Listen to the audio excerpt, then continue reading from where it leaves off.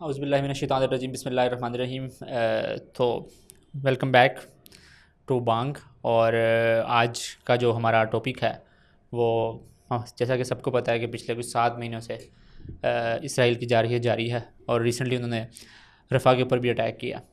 تو I think جو ہمارا اس ایپیسوڈ میں بالخصوص we will try to kind of dive into the history of Hamas, اور ہم کوشش کریں گے جاننے کی کہ یہ موومنٹ سٹارٹ کیسے ہوئی اور کس ٹائم سٹارٹ ہوئی، کیا وہ پولیٹیکل انوائرمنٹ تھا، اور کس طرح وہ 7 اکتوبر تک پہنچی کہ جس نے ایک دم سے پوری دنیا کو ہلا دیا. اور ہم دیکھ رہے ہیں کہ پوری دنیا کا ایک پولیٹیکل انوائرمنٹ ہے وہ ایک شفٹ ہو رہا ہے، گلوبل ورلڈ آرڈر جسے کہتے ہیں.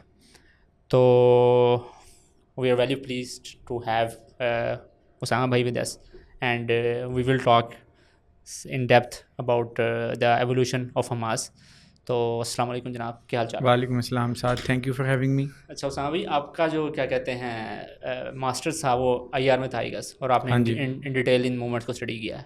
Detail not Hamas specifically but Islamist militant movements, armed Islamist movements جنہیں آپ کہتے ہیں. یا تو مطلب اگر ہم اس کانفلکٹ کی ہسٹری میں دیکھیں تو کافی آپ کو موومنٹ نظر آتی ہیں. PLO نظر آتی ہے، مطلب اور نیشنلسٹ موومنٹس ہیں جو بیک ان 80s 70s بہت ایکٹیو رہی ہیں. تو اس پوری انوائرمنٹ کے اندر حماس کیسے اسٹیبلش ہوئی اور حماس کے کیا ایمبیشنس تھے، اور how come it was different from PLO and others? Thank you. اچھا، حماس کی جو ایگزیکٹ فاؤنڈیشن کی ڈیٹ آتی ہے وہ تو آتی ہے 82 کے 88 کے ارلیئر ویکس اور 87 کے last months. But Hamas basically of shoot یا ایک فارمیشن، حماس کی جو فارمیشن تھی وہ ہوئی مسلم بردرہڈ کی جو غزہ میں برانچ تھی، اور وہ وہاں پہ کوئی 1930s 40s سے 50 سے آپریٹ کر رہے تھے. اسٹارٹ میں ان کا فوکس پرائمریلی تھا سوشل نیٹ ورکس چلانے پہ، اسکولس چلانے پہ، اسپورٹس گراؤنڈس چلانے پہ. مطلب وہ ملٹری کلیش اور کسی پولیٹیکل کلیش کی بجائے وہ عام ایک اسلامائزیشن کا پروسیس پہ کام کر رہے تھے سوسائٹی میں. پر 1987 میں ایک ایونٹ ہوتا ہے کہ جس ایونٹ سے فرسٹ انتفاضہ ٹریگر ہو جاتا ہے. وہ ایونٹ کچھ ایسے تھا کہ آج بھی ہم نے ابھی بھی اس ریسنٹ ایپیسوڈ کے بعد بھی یہ سنا کہ دلی لاکھوں پیلسٹینین غزہ سے اور ویسٹ بینک سے ڈیلی ویج ورکرز کے طور پہ اسرائیل کے مختلف سیٹلمنٹس پہ جاتے ہیں. بفور اکتوبر 7 بھی وہ جاتے تھے. تب بھی یہی ہوا کہ ایک ان کی کوئی وین گزر رہی تھی وہاں سے، اکتوبر 1887 کی بات ہے شاید. اس کا کریش ہو گیا ایک ان کی ملٹری جیپ کے ساتھ، اسرائیلی فوجیوں کی ملٹری جیپ کے ساتھ، اور اس کریش میں 4 فلسطینیوں کی شہادت ہو گئی. اب یہ ایک ایسا ایونٹ تھا کہ جس نے کئی ڈیکڈس کی وہ جو پینٹ اپ فرسٹریشن تھی اس کو اچانک ایک والو پھٹ گیا اور وہ ایک لوگ سڑکوں میں نکل، اور سول ریزسٹنس موومنٹ اسٹارٹ ہو گئی. اور اسی سول ریزسٹنس موومنٹ کے ارلیئر فیز میں، مطلب بالکل انیشیل ڈیز میں ہی حماس کی فاؤنڈیشن ہم دیکھتے ہیں کہ وہ آتی ہے 87 میں. ان کی میٹنگز ہوتی ہیں مسلم بردرہڈ ان غزہ کی، وہ ڈیسائیڈ کرتے ہیں اپنی ایک موومنٹ بنائیں گے، اور اس کو وہ ایک پمفلٹ چھاپتے ہیں 1987 کے اینڈ میں، جس پمفلٹ میں اس کو وہ سپورٹ کرتے ہیں کہ انتفاضہ بالکل جسٹیفائڈ ہے، ہمیں اپنی آزادی کی جدوجہد کو آگے لے کے چلنا چاہیے. اور اس کے بعد 1982 کے بالکل پہلے 2-3 مہینوں میں باقاعدہ اناؤنس کرتے ہیں کہ ہماری ایک نئی موومنٹ ہم بنا رہے ہیں جس کا نام حماس ہے. حماس ایکرونیم ہے بیسیکلی، جس کا مطلب بنتا ہے اسلامک ریزسٹنس موومنٹ. اچھا، تو from welfare organisation to a civil disobedience movement, اور پھر بعد میں ہم دیکھتے ہیں کہ حماس نے سوسائڈ اٹیکس بہت زیادہ کرنے اسٹارٹ کر دیے، and they started using humans as a weapons, کہ وہ جا کے مطلب انہوں نے بسز کو نشانہ بنایا، ریسٹورنٹس کو پہ جا کر انہوں نے اٹیکس وغیرہ کیا. تو اس کا کیا مقصد تھا؟ اس پوری ایپیسوڈ کے اندر ان کا کیا ایمبیشن تھا کہ کس طرح انہوں نے اسرائیلیوں کو تھریٹن کرنا ہے یا پیس کو ڈسٹرپٹ کرنا ہے؟ کیا سوچ رہے تھے وہ؟ اس کا تھوڑا ڈیٹیل میں آنسر دینا پڑے گا کہ کیسے ایک سوشل ویلفیئر موومنٹ سے وہ ایک سوسائڈ اٹیکس کرنے والی موومنٹ میں ٹرانسفارمیشن ہوئی. اور یہ ٹرانسفارمیشن کوئی 1-2 سالوں کی یا 1-2 مہینوں کی بات نہیں تھی. یہ ٹرانسفارمیشن کے پروسیس کو 2-2.5 ڈیکیڈز لگے. 1970s میں ایک شیخ احمد یاسین تھے جن کو حماس کا فاؤنڈر جو تھے، انہوں نے اپنی ایک موومنٹ ایک رجسٹر کروائی، اسلامک آرگنائزیشن سم تھنگ. اس سے کوئی 1970s میں. اچھا، ایک جو اسرائیلی اتھارٹیز تھی. 1967 سے پہلے غزہ ایجپٹ کے کنٹرول میں تھا، اور 1967 کی 6 ڈے وار کے بعد غزہ جو تھا اسرائیل کے انڈر آکوپیشن تھا. تو انہوں نے اپنی ایک موومنٹ رجسٹر کروائی، اور اس موومنٹ کا انیشیل پروسیس یہ تھا کہ ہم ویلفیئر موومنٹ چلائیں گے، ہم اسکولس چلائیں گے، ہم مدرسے چلائیں گے، ہم اسپورٹس کے گراؤنڈ چلائیں گے. اور ساتھ اس کو ان کا جو اصل گول تھا وہ یہ تھا کہ ہم سوسائٹی کو آہستہ آہستہ اسلامائز کریں گے, اور جب ایک certain amount of population Islamise ہو جائے گی, ہماری آئیڈیالوجی کو سبسکرائب کرنے لگ جائے گی, تو ہم پھر آرمڈ ریزسٹنس کی طرف جائیں گے. بٹ ہوتا یہ ہے کہ 1980s میں جو اس سے پہلے ہم دیکھتے ہیں کہ 1940s 50s 60s 70s میں جو پریمیئر ریزسٹنس موومنٹ تھی پیلسٹینینس کی وہ تھی PLO یا فتح. ہم دیکھتے ہیں کہ 1980s میں آ کے ان کا جو اسٹرگل تھی وہ بالکل اٹ واز ڈائنگ ڈاؤن. انہوں نے آرمڈ ریزسٹنس کا رفتہ چھوڑ کے ڈائلاگ اور ڈپلومیسی کی طرف جا رہے تھے. تو اس سے جو آرمڈ ریزسٹنس والی ڈومین میں ایک بہت بڑا ویکیوم کریٹ ہو گیا تھا. تو جو مسلم بردرہڈ تھی شیخ احمد یاسین کی, مسلم بردرہڈ ان غزہ, اس میں لیٹ 1970s اور ارلی 1980s میں ہی ان کے اندر یہ ڈبیٹ سٹارٹ ہو گئی تھی کہ ہمیں اب یہ ایک عام اسٹرگل کی طرف جانا چاہیے. بٹ ان کی جو ٹاپ لیڈرشپ تھی انہوں نے اس معاملے کو انہوں نے کہا کہ ابھی ہم تیار نہیں ہیں, ہمیں مزید کچھ سال چاہیے اس کی پریپریشن کے لیے. اسی اسنا میں ایک واقعہ ہوتا ہے کہ ارلی 1980s میں اسی مسلم بردرہڈ ان غزہ میں سے ایک آف شوٹ نکلتی ہے اسلامک جہاد. وہ بالکل مسلم بردرہڈ کے لوگ تھے, وہ نوجوان تھے. انہوں نے جب دیکھا کہ یہ تو عام اسٹرگل کی طرف نہیں جا رہے اور انہیں لگا کہ now it's the right time, تو انہوں نے عام اسٹرگل کی طرف چلے گئے اور 1982 1983 میں اسلامک جہاد بنی. اور اس کے بعد بٹ اسٹل مسلم بردرہڈ کی جو مین باڈی تھی انہوں نے آرمڈ ریزسٹنس کی طرف جانے کا فیصلہ ابھی بھی مزید ڈیلے کر دیا کچھ 7-8 سالوں کے لیے. بٹ جب 1987 میں فرسٹ انتفادہ اسٹارٹ ہوا, اور فرسٹ انتفادہ کو لیڈ کرنے والا کوئی نہیں تھا. PLO جو تھی, PLO اس وقت پیسفل ڈائلاگ کی طرف جا رہی تھی اسرائیل, اور بعد میں جو آسلو اکارڈز جو یہ سب کچھ ہوا, تو وہ جو ایک لیڈرشپ ویکیوم تھا اس میں حماس کی لیڈرشپ کو, جو مسلم بردرہڈ کی لیڈرشپ تھی, انہیں یہ لگا کہ ہمیں ایک ایسی آرگنائزیشن بنا کے اس لیڈرشپ ویکیوم کو فل کرنا چاہیے اور ہمیں آرم اسٹرگل کی طرف آنا چاہیے. انہوں نے اپنی آرم اسٹرگل 1988 1989 سے اسٹارٹ کر دی, بٹ انہیں سوسائڈ اٹیکس کی طرف جانے میں مزید کچھ 3-4 سال لگے. اس پہ آگے ڈیٹیل سے دیکھ لیتے ہیں وہ سوسائڈ اٹیکس کی طرف کیوں گئے. ایک اور سوال ہے, تھوڑا سا ہم اگر ایک ٹینجنٹ کو تھوڑا سا ہم ایڈریس کر لیں تو بہت سارے جو کیا کہتے ہیں سیکیورٹی ایکسپرٹس یا اسٹریٹجک ایکسپرٹس یہ سوال کرتے ہیں کہ اس ٹائم اس پورے کانفلکٹ کے اندر 2 پارٹیز ہی ہیں ایسی, ایک اسرائیل ہے اور دوسری طرف حماس ہے جو 2 اسٹیٹ سولوشن کو نہیں مانتے, PLO مانتی ہے. تو یہاں سے اس کانفلکٹ کو الائیو رکھنے کے لیے حماس کا رہنا بھی ضروری ہے اور اسرائیل کا رہنا بھی ضروری ہے. I don't buy that but I just want to address this question. تو وہ کہتے ہیں کہ اسی لیے جب PLO ڈائی ڈاؤن ہو رہی تھی, جب PLO ڈائلاگ کی بات کر رہی تھی, PLO 2 اسٹیٹ سولوشن کی طرف جا رہی تھی, تھوڑا معاملات کو مطلب وہ کہہ رہے تھے کہ ہم بیٹھ کے آپس میں طے کر لیں کچھ مڈ وے جو دونوں کے لیے ون ون سولوشن ہو. تو that's when Israel started supporting Hamas کہ ایک اور سولوشن, ایک اور کیا کہتے ہیں ریزسٹنس موومنٹ, ایک اور موومنٹ کو کھڑا کیا جائے جو PLO کے بھی اگینسٹ ہو اور اسرائیل کے بھی اگینسٹ ہو, تاکہ یہ کانفلکٹ زندہ رہے اور 2 اسٹیٹ کی طرف بات نہ جائے. آپ کے اس بارے میں کیا موقف ہے؟ اچھا, اس میں نا ٹائم فریم بہت امپورٹنٹ ہے اس کویشچن کے لیے. یہ بالکل حقیقت بات ہے کہ اسرائیل نے کچھ فائنینشیل اور کچھ لاجسٹیکل سپورٹ دی تھی اسٹارٹ میں حماس کی جو پیرنٹ آرگنائزیشنس تھیں ان کو, جب انہوں نے اپنے وہ سوشل ویلفیئر کے نیٹ ورکس ڈیولپ کر رہے تھے. But that was back in 1970s. Back in 1970s PLO full fledge anti Israel militant campaign کر رہی تھی. انہوں نے میونخ میں اٹیک کیا اسرائیل پہ, انہوں نے ارجنٹینا میں انہوں نے ایک جہاز پہ اٹیک کیا, انہوں نے کئی جہاز ہائی جیک کیے. مطلب اس وقت پوری دنیا میں زائونسٹ اور جیوز کو PLO ٹارگٹ کر رہی تھی. تو اس وقت شاید نہیں بلکہ یقیناً اسرائیل کا مقصد یہی تھا کہ ہم ایک ڈومیسٹک جو ریزسٹنس فرنٹ ہے اس کو ڈیوائڈ کریں, ان کو اسلامسٹ اور نیشنلسٹ یا سیکولر میں ڈیوائڈ کریں تاکہ ہمیں پہ تھوڑا پریشر ریلیو ہو. بٹ جب 1980s میں باقاعدہ حماس کی فارمولیشن ہوتی ہے, تب اسرائیل شاید یہ بالکل نہ چاہتا ہو کہ ایک نئی ملیٹنٹ آرگنائزیشن بن جائے, کیونکہ آسلو اکارڈز میں جو بعد میں جا کے ارلی 90s میں ہوئی, آسلو اکارڈز میں PLO نے آلموسٹ اسرائیل کی ساری ڈیمانڈز مان لی تھی. ایگزیکٹلی انہوں نے دیکھیں اس میں آسلو اکارڈز میں کیا ہوا تھا کہ PLO نے اسرائیل کو ایز اے اسٹیٹ ریکگنائز کر لیا, ان کا رائٹ ٹو ایگزسٹ ریکگنائز کر لیا, اور اس کے بدلے میں اسرائیل نے فلسطین کو ایز اے اسٹیٹ ایکسیپٹ نہیں کیا. انہوں نے صرف PLO کو سول ریپرزنٹیٹیو کے طور پہ ایکسیپٹ کیا تھا. تو اسرائیل اگر 1970s میں چاہتا بھی تھا کہ فلسطینین ریزسٹنس 2 بلاکس میں ڈیوائڈ ہو جائے, 1980s میں یا 1990s میں بالکل ایسا نہیں چاہتا تھا. اور جب حماس بنی تو حماس ان کے لیے ایک بیڈ سرپرائز تھا, ان کے لیے ایک نیا ایک پرابلم کریٹ ہوئی حماس کی شکل میں ان کے لیے.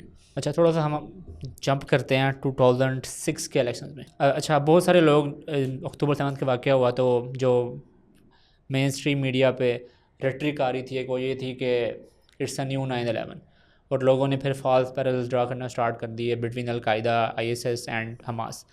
تو لیکن جب حماس کی ہسٹری میں جاتے ہیں تو ہمیں نظر آتا ہے کہ وہ it's not an organisation like al Qaeda. جس کا کوئی اسٹرکچر نہیں ہے, جس کی ہیرارکی نہیں ہے. It's an organisation with hierarchy, with political structures, with clear goals, and as far as کہ انہوں نے الیکشنز کے اندر بھی پارٹیسپیٹ کیا and they ended up winning those elections.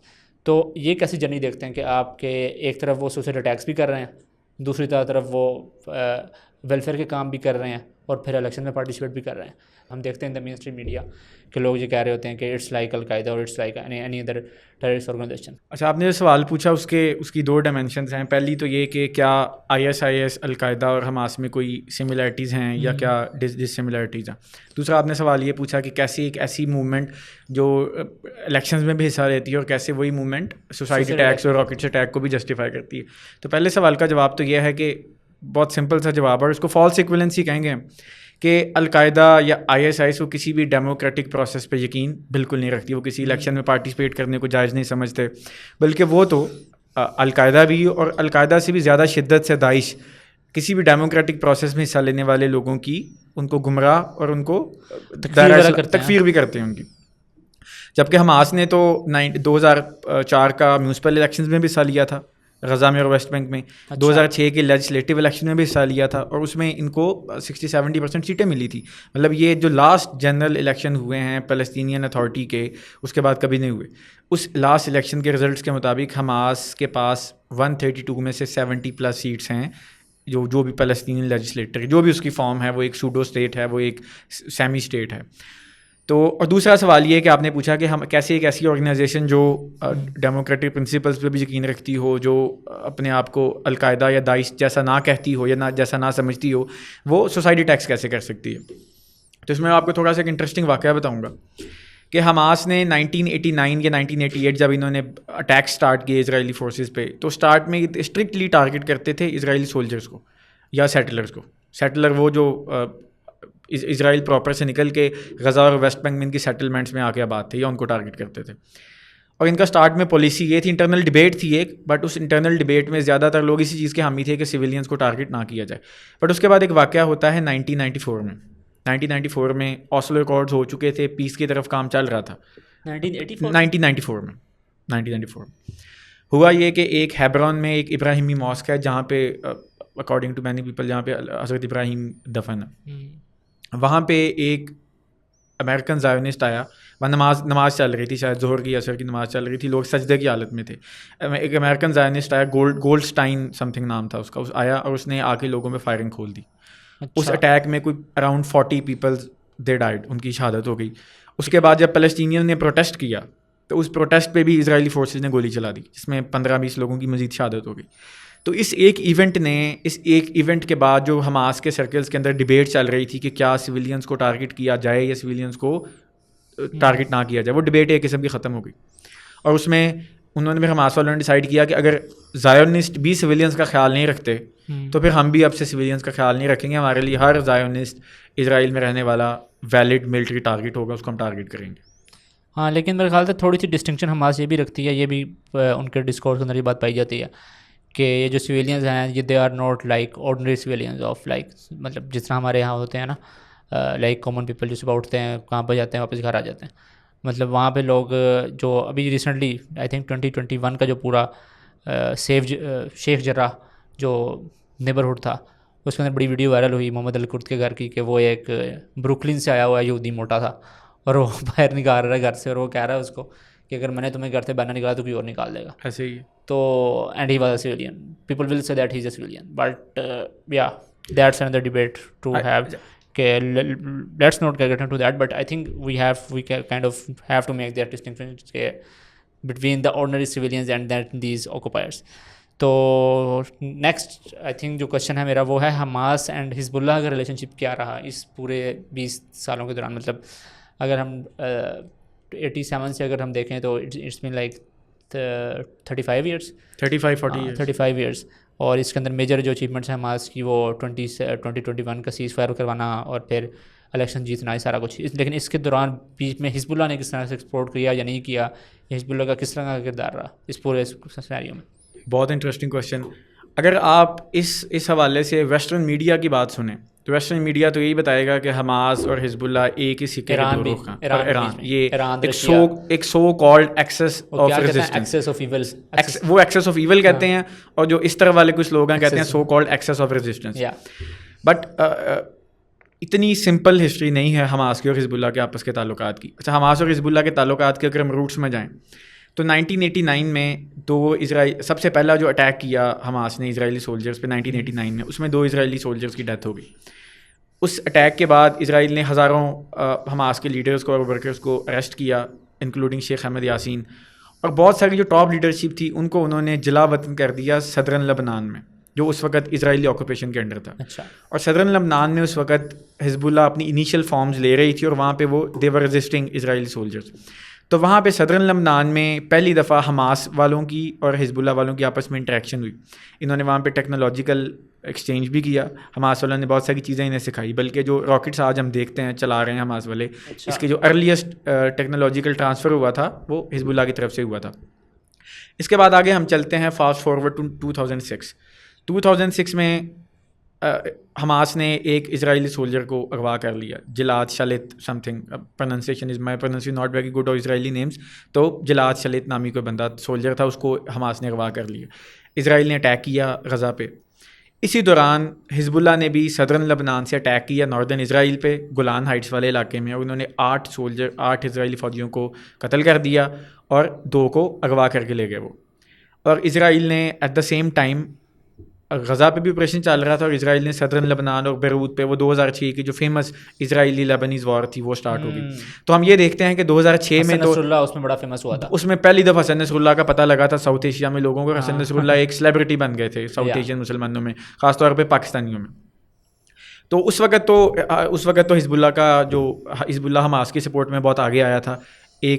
Hamas والے اس وقت کہتے تھے کہ ہم نے جاز آف ریزسٹنس کے درمیان اسرائیل کو قابو کر لیا, کہ ایک طرف سے حزب اللہ ہے نارتھ سے, اور ویسٹ سے حماس ہے. بٹ اس دفعہ جو ریسنٹ واقعہ ہوا 2023 والا 7 اکتوبر والا, اس میں شاید حزب اللہ حماس والوں کی یا عام لوگوں کی ایکسپیکٹیشنز پہ اس طرح پوری نہیں اتر سکی. I think in their defence I will say کہ حزب اللہ ایک ملیشیا ہے, it's not like a proper force جس کے پاس پراپر مطلب اکوپمنٹ ہو, اور ایک آرمی تو نہیں ہے نا کسی ملک کی. ایک ملیشیا ہے جو ساؤتھ لبنان کے ایک خاص حصے کے اوپر قابض ہے. تو خیر لیٹس, ایک بڑا امپورٹنٹ انٹرسٹنگ جو ایک واقعہ ہے وہ خالد مشعل والا, کہ اس کو انہوں نے مطلب یہ بھی ہمارے اسرائیل کی پالیسی تھی to target assassination of Hamas leader. انہوں نے عبدالعزیز رنتیسی کو شہید کیا, پھر شیخ احمد یاسین کو, اور خالد مشعل کو زہر دینے کی کوشش کی تھی. یہ ذرا سنائیں کہ جارڈن میں تھے اور وہ سارا کچھ کیا سین ہوا. وہ یہ بہت انٹرسٹنگ واقعہ ہے. ایسے ہوا کہ خالد مشعل اس وقت حماس کی جو ایکسٹرنل پولیٹیکل بیورو تھی اس کو ہیڈ کر رہے تھے, اور وہ جارڈن میں ان دونوں جس طرح آج کل اسماعیل ہنیہ ان کو لیڈ کر رہے تھے. جو موساد تھی اسرائیل کی جو ایکسٹرنل انٹیلیجنس ایجنسی ہے موساد, وہ شاید اگر ہم دنیا میں واقعی کسی ایجنسی کو نمبر 1 کہیں تو وہ موساد کو نمبر 1 کہنا چاہیے, کیونکہ وہ واقعی بہت لیتھل اور بہت پروفیشنل آرگنائزیشن ہے. انہوں نے وہ خالد مشعل صاحب کو کوئی نرو ایجنٹ یا کوئی پوائزن ان پہ اسپرے کیا. اچھا.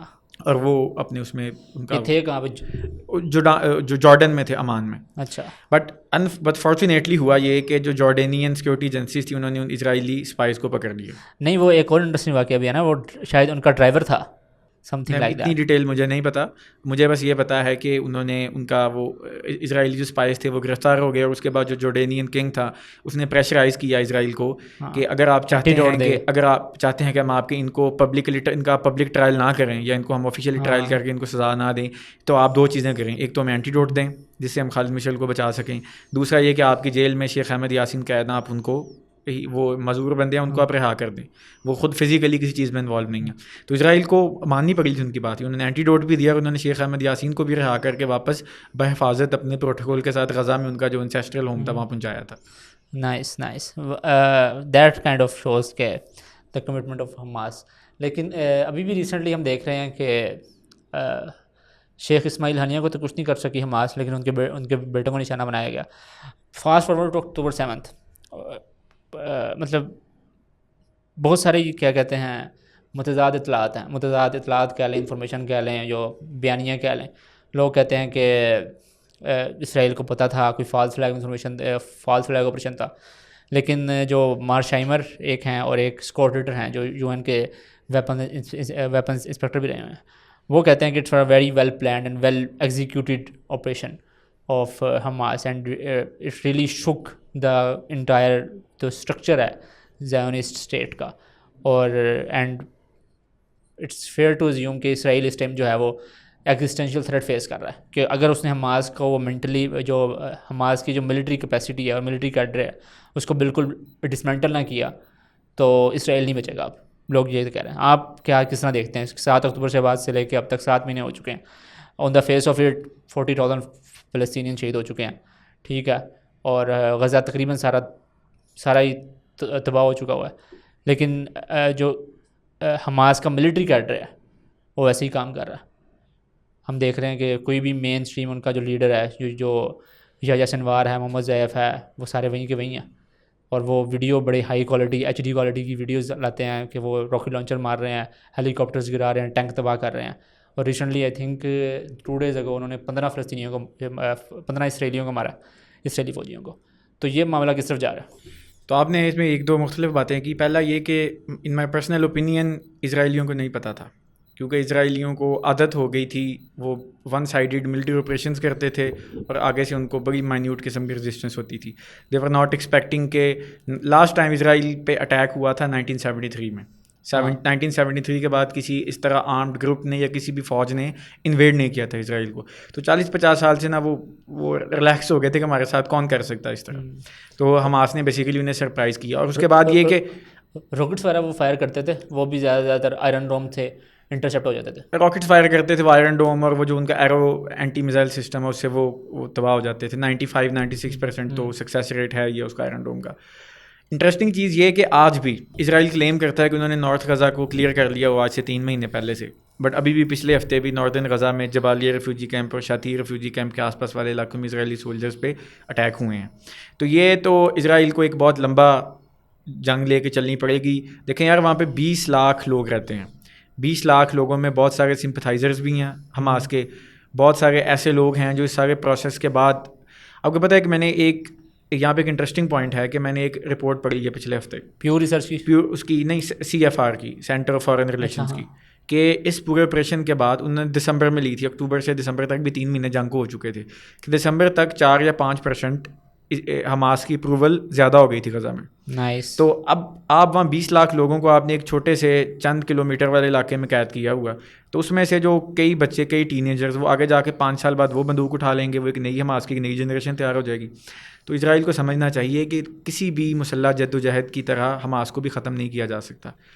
الٹیمیٹلی ان کو حقوق دینے پڑیں گے, ورنہ یہ جنگ بلیڈ کرتی رہے گی, فلسطینیوں کو بھی اور اسرائیلیوں کو بھی. اسرائیلیوں کو شاید فزیکلی اتنا بلیڈ نہ کرے, بٹ اکنامیکلی اور سوشلی جتنا بلیڈ حماس نے کر دیا انہیں پچھلے 7-8 مہینوں میں, یہ کسی بھی جانی نقصان سے پی آر کی گیم تو ہار گیا اسرائیل. مطلب جس طرح دیکھا جائے کہ پوری دنیا کے اندر اسٹوڈنٹس جس طرح پروٹیسٹ کر رہے ہیں, اور ویسے بھی پورا یورپ, ناروے سے لے کے ناروے, اسپین اور آئرلینڈ نے بھی پچھلے دنوں یہاں پہ ایک بہت انٹرسٹنگ پوائنٹ ہے کہ آپ یہ دیکھیں کہ جو ویسٹ میں زائونسٹ پائے جاتے ہیں, جو کرسچن زائونسٹ ہیں, ان کو آپ دیکھیں گے کہ وہ ایٹ ایوریج سارے 50-60-70 کے پیٹے میں, وہ مطلب پچھلی جنریشن بوڑھے ہو چکے ہیں. بٹ جو اگلی جنریشن ہے اس میں آپ کو وائٹ زائونسٹ اب نہیں ملیں گے, وہ سارے پرو پیلسٹائن ہیں. تو اسرائیل اگر آج غزہ کو آکوپائی کر بھی لے تو وہ ویسے اپنی بیانیے کی جنگ ہار چکا. پوری جو ایک جنریشن پیدا ہو چکی ہے یورپ میں, امریکہ میں, نارتھ امریکہ میں, کینیڈا میں, امریکہ, باقی ویسٹرن ملکوں میں, وہ اب اسرائیل کو ایک زائونسٹ اور کلونیل اسٹیٹ کے طور پہ ہی دیکھتی ہے.